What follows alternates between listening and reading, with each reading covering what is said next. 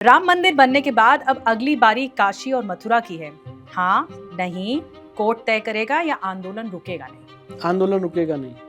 कृष्ण जन्मभूमि मामला आगे चलकर बाबरी जैसा बड़ा बवाल बन सकता है क्या? हाँ, नहीं, राजनीति तय करेगी या सुप्रीम कोर्ट रोक देगा। नहीं है। भोजशाला विवाद क्या नेताओं के लिए सिर्फ वोट का हथियार बन चुका है? हाँ, नहीं, दोनों पक्ष करते हैं, इतिहास जिम्मेदार है। नहीं है। ज्ञानवापी मस्जिद और कृष्ण जन्मभूमि मामलों में क्या हिंदू पक्ष को सालों दबाकर रखा गया? हाँ, नहीं, कुछ हद तक ये सिर्फ राजनीति है। हाँ, बिल्कुल दबाकर। क्या काशी, मथुरा और भोजशाला के जरिए इतिहास पलटने की कोशिश हो रही है? हाँ, नहीं, हाँ। इतिहास सुधारा जा रहा है। हाँ, बिल्कुल पलटने की कोशिश हो रही है। ओके। क्या मुस्लिम पक्ष को डर है कि काशी और मथुरा के बाद और मस्जिदों पर दावे ज्यादा होंगे? हाँ, नहीं, सिर्फ अफवाह है या कोर्ट रोक देगा? सिर्फ अफवाह है। नहीं होगा ऐसा। ज्ञानवापी मस्जिद केस में अगर मंदिर पक्ष जीत गया तो क्या देश भर की मस्जिदों पर खतरा बढ़ जाएगा? हाँ, नहीं, कुछ जगहों पर या डर फैलाया जा रहा है? नहीं, डर फैलाया जा रहा है। ओके। क्या राम मंदिर, काशी और मथुरा के मुद्दों ने बीजेपी को सबसे ज्यादा फायदा पहुंचाया है? बहुत ज्यादा, थोड़ा, कोई फायदा नहीं, विपक्ष बढ़ा चढ़ाकर बोलता है। विपक्ष बढ़ा चढ़ा के बोलता है।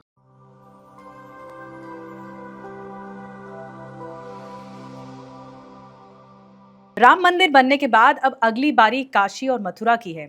हाँ, नहीं, कोर्ट तय करेगा या आंदोलन रुकेगा नहीं। आंदोलन रुकेगा नहीं। कृष्ण जन्मभूमि मामला आगे चलकर बाबरी जैसा बड़ा बवाल बन सकता है क्या? हाँ, नहीं, राजनीति तय करेगी या सुप्रीम कोर्ट रोक देगा?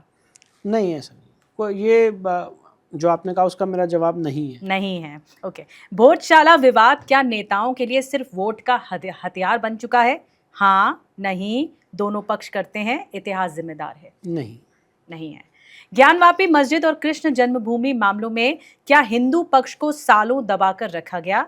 हाँ, नहीं, कुछ हद तक ये सिर्फ राजनीति है। हाँ, बिल्कुल दबाकर। क्या काशी, मथुरा और भोजशाला के जरिए इतिहास पलटने की कोशिश हो रही है? हाँ, नहीं, हाँ। इतिहास सुधारा जा रहा है। हाँ, बिल्कुल पलटने की कोशिश हो रही है। ओके। क्या मुस्लिम पक्ष को डर है कि काशी और मथुरा के बाद और मस्जिदों पर दावे ज्यादा होंगे? हाँ, नहीं, सिर्फ अफवाह है या कोर्ट रोक देगा? सिर्फ अफवाह है। नहीं होगा ऐसा। जहां जरूरी है वहां जहां ये उनकी अफवाह है। अच्छा। ज्ञानवापी मस्जिद और कृष्ण जन्मभूमि मामले में प्लेसेस ऑफ वर्शिप एक्ट सबसे बड़ा कांटा है क्या? हाँ, नहीं, सिर्फ कानूनी खेल है या सुप्रीम कोर्ट तय करेगा? सिर्फ कानूनी खेल है। सिर्फ कानूनी खेल है। ओके। क्या राम मंदिर, काशी और मथुरा के मुद्दों ने बीजेपी को सबसे ज्यादा फायदा पहुंचाया है? बहुत ज्यादा, थोड़ा, कोई फायदा नहीं, विपक्ष बढ़ा चढ़ाकर बोलता है। विपक्ष बढ़ा चढ़ा के बोलता है। ठीक, ऐसा नहीं लगता आपको?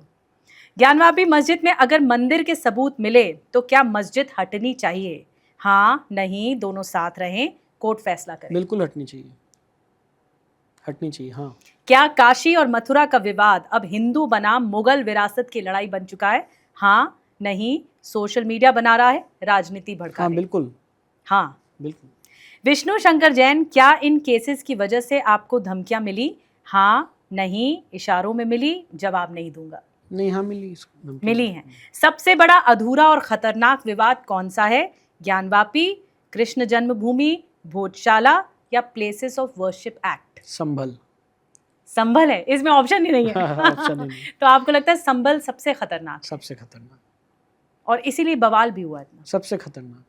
मुसलमान कौम डराती है, डरती है, छुपकर हमला करती है, मासूम है, या फिर आप क्या मानते हैं मुसलमान? मासूम है। मासूम है। बहुत मासूम। ये मुझे लगता है वायरल होने वाला है। अच्छा, अब आते हैं ज्ञानवापी मामले में। इसमें सबसे बड़ी चीज आपको क्या लगती है, क्यों महत्वपूर्ण है ये मामला?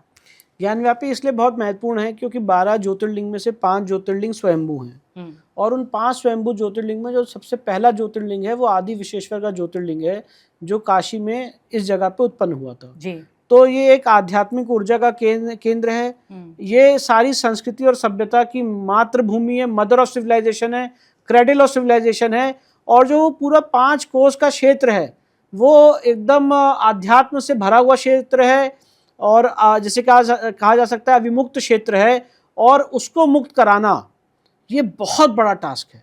तो हिंदू पक्ष का अभी जिस दिन ज्ञानव्यापी मुक्त होगा तो जो पवित्र सेंगोल की पार्लियामेंट में स्थापना की गई है वो और ज्ञानव्यापी का मुक्त होना एक दूसरे से को रिलेट करेगा, और यहाँ पे जो धर्म की संस्थापना है उसका वहां से बीजारोपण हो जाएगा। तो जिस तरह से राम मंदिर में धर्म ध्वजा लहरा रही है, वो धर्म ध्वजा लहरा रही है, पर ज्ञानव्यापी जब मुक्त होगा जिस दिन, तो उसमें और 4 चांद लग जाएंगे। अभी सबसे मजबूत एविडेंस हिंदू पक्ष के लिए कौन सा है ज्ञानवापी मामले में?